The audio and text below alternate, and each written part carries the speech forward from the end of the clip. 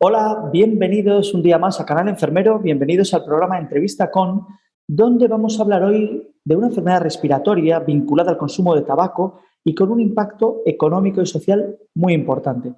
Como quizá ya hayáis deducido, se trata de la enfermedad pulmonar obstructiva crónica o más conocida como EPOC.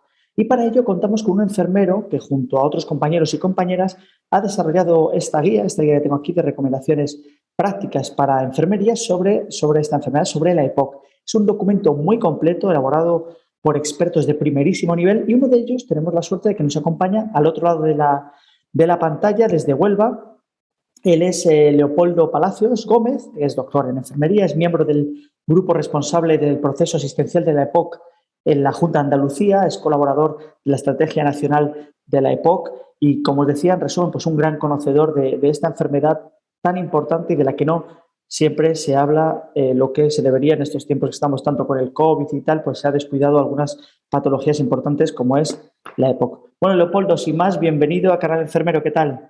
¿Qué hay, David? Muy bien, agradecido por la invitación que me habéis hecho y nada, aquí para hablar un poco de esta guía y de esta patología que, como bien dice, es un poco una de las olvidadas en el abordaje de los pacientes crónicos, ¿no?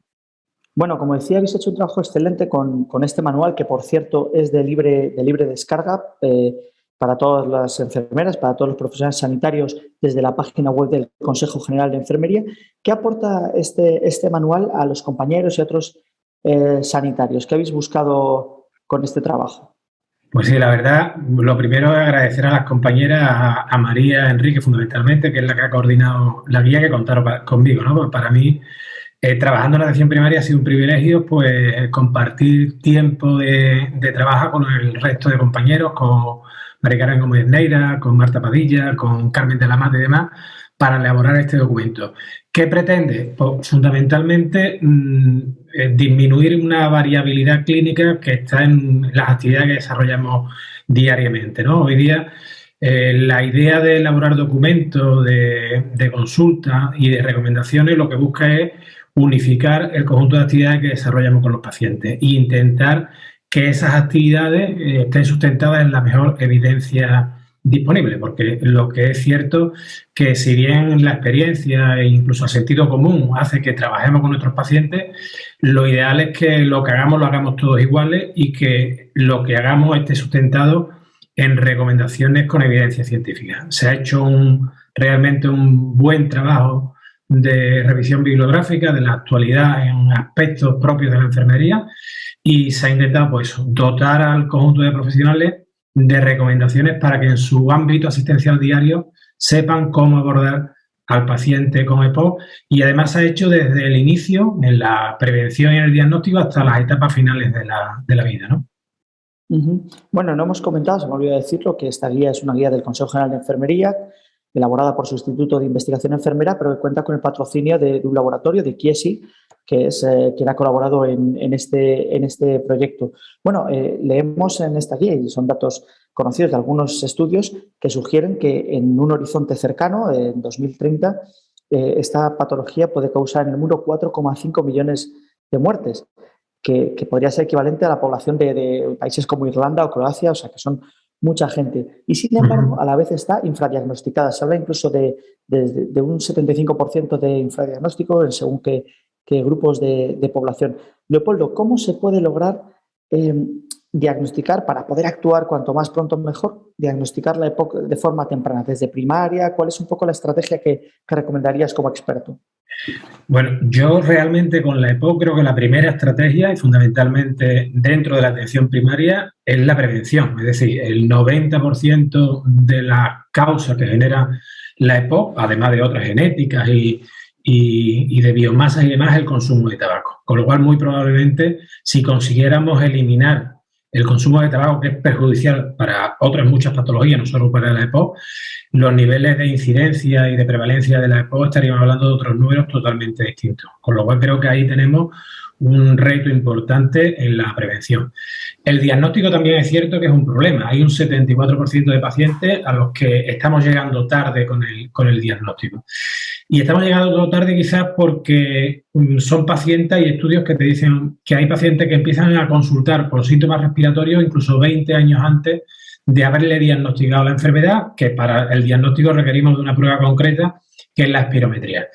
Tenemos una herramienta, que es la espirometría, que cuesta trabajo realizarla, que requiere la colaboración del paciente, que no siempre hay una buena cualificación de los profesionales en atención primaria, motivado también por ese desconocimiento, ese patito feo, como yo llamo, de la EPOC dentro de las patologías crónicas, pero que lo que sí es cierto es una herramienta del siglo XVIII puesta en manos en el siglo XXI para el diagnóstico de una enfermedad y que posiblemente necesitaríamos elementos nuevos, y están en estudio, biomarcadores fundamentalmente, biopsias líquidas, que nos permitan decir, oye, aquí hay ya un daño en el pulmón, que lo podemos identificar bastante precozmente, como se hace con otras patologías, y que esos biomarcadores permitan identificarla antes. Mientras tanto, mucha prevención e insistir a la población en la importancia de dejar de fumar y el efecto negativo que tiene el tabaco para el pulmón como un principal órgano, y por otro, a la mínima que aparezcan sintomatologías,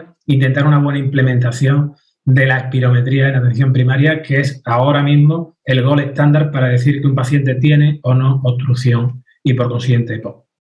No sé si como ha ocurrido con otras patologías crónicas o muy prevalentes, pues claro, la pandemia de COVID-19 ha dado al traste con programas de prevención, con diagnóstico precoz, con mil cosas más. Si ya de por sí estás diciendo que las espirometrías no se hacen con la frecuencia que se deberían hacer, no hay tiempo ni preparación, ¿crees que en la situación de pandemia ya se ha dejado mucho más de lado la detección de la EPOC, el seguimiento de los pacientes y demás? Evidentemente sí. Creo que la pandemia ha dado una vuelta como un calcetín al sistema sanitario y también ha demostrado la capacidad de flexibilidad que tiene el sistema, ¿no? Porque en un momento se ha convertido un paritorio en una UCI, o profesionales de un contexto concreto de atención sanitaria que nada tiene que ver con la patología respiratoria han atendido a pacientes COVID con patología respiratoria.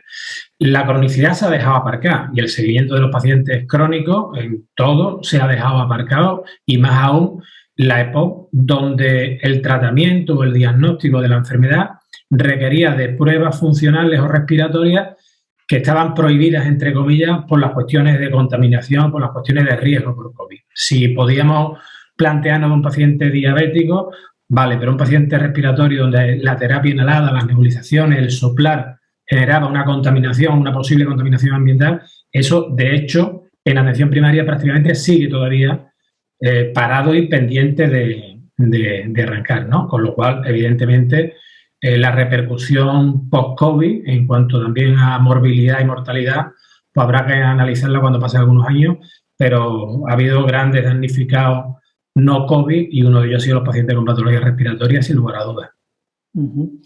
Este paciente decíamos que tiene una dependencia del tabaco, que sobre la que ya es de por sí difícil actuar, pero luego además la tasa de adherencia a los tratamientos tampoco es el paciente más cumplidor que hay, ¿no? ¿Cuáles podrían ser las estrategias que definís desde la enfermería para mejorar eso, para que la gente no vuelva a fumar una vez diagnosticado, que hay casos, y que además siga la medicación prescrita con cierta diligencia para que puedan mejorar de su patología? Pues mira, el problema de adherencia es un problema general de la cronicidad. Se sabe que el 50%, la mitad de los pacientes crónicos incumplen los tratamientos, y en el caso de la patología respiratoria, que la base es la terapia inhalada, pues existen factores inherentes a los propios dispositivos de inhalación y a la dificultad que tiene. Si ya un paciente no tiene adherencia a una pastilla, pues la adherencia a la utilización de un dispositivo de inhalación con una técnica concreta aumenta al 70%. Es decir, prácticamente solo el 32-35% del paciente respiratorio realiza bien la base del tratamiento, que es la terapia inhalada. El tabaco, como yo digo, es harina de otro costal. Es decir, ahí hablamos de una drogadicción y es una droga que crea dependencia, y una fuerte dependencia. Y evidentemente pues se requiere de otros mecanismos y otra incluso ayuda, no solo farmacológica, sino también cognitivo-conductual. La adherencia creo que es un problema, y creo que ahí las enfermeras llevamos un punto a favor. No hay una pastilla que mejore la adherencia. La adherencia es el convencimiento que tenga el paciente de tener que generar un cambio en su conducta, en sus hábitos de vida. Porque cuando hablamos de adherencia, no hablamos solo que el paciente respiratorio tome bien la medicación, hablamos de que haga ejercicio físico, hablamos que haga dieta, hablamos que tenga estilos y hábitos de vida adecuados a su enfermedad. Y eso requiere motivación en el paciente y deseo de cambio. Y la única forma de conseguir que yo a ti como paciente te motive es ganando una relación de confianza contigo y con tiempo. Y evidentemente las enfermeras creo que estamos en un punto de partida por nuestra visión más holística y humanista de la enfermedad para trabajar con el paciente. Porque una cosa es lo que yo te diga a ti como paciente, no fume, haga ejercicio, toma la medicación, frase totalmente cierta, pero otra cosa distinta es que el que fuma o no toma la medicación es el paciente. Y él es el que tiene que hacer el cambio. ¿Se puede, perdona que te interrumpa, trabajar esa relación de confianza por con supuesto. La falta de tiempo que tenéis las enfermeras? Por ejemplo, evidentemente, nos podríamos meter ahí una cuestión importante que son los ratios enfermera-paciente. Y creo que somos uno de los países con peor ratio enfermera-paciente y la relación de confianza, como cualquier cuestión en la vida, se gana con tiempo.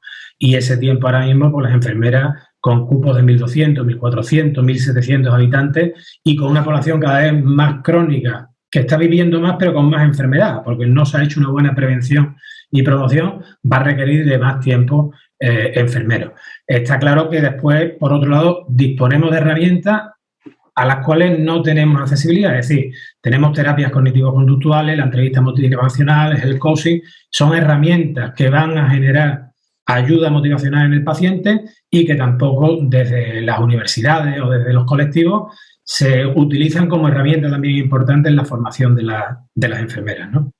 Muy bien, Leopoldo, nos estamos quedando sin tiempo. Te agradecemos muchísimo estos minutos que nos has dedicado para abordar la EPOC y el rol clave de las enfermeras en su abordaje, tanto a nivel de detección como de seguimiento, como de que ese paciente pues, no consiga un poco cumplir con el tratamiento prescrito, porque está mucho en juego, sobre todo tratándose de patologías respiratorias que afectan muchísimo a la calidad de vida.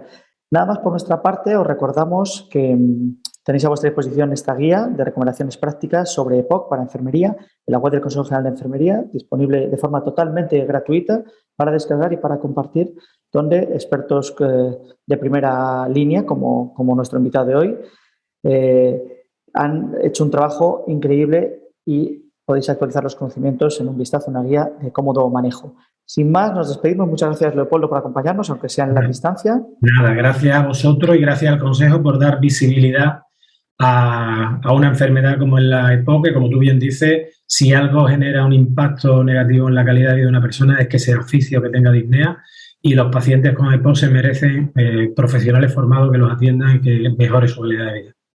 Por supuesto que sí. Pues nada más, por nuestra parte, a todos vosotros recordamos que aquí en Canal Enfermero tenéis toda la actualidad de la profesión, reportajes, entrevistas, informativos, píldoras, todo en vuestro canal en YouTube, a golpe de clic. Nada más por nuestra parte, nos vemos pronto aquí en vuestra televisión, Canal Enfermero. Adiós, hasta pronto.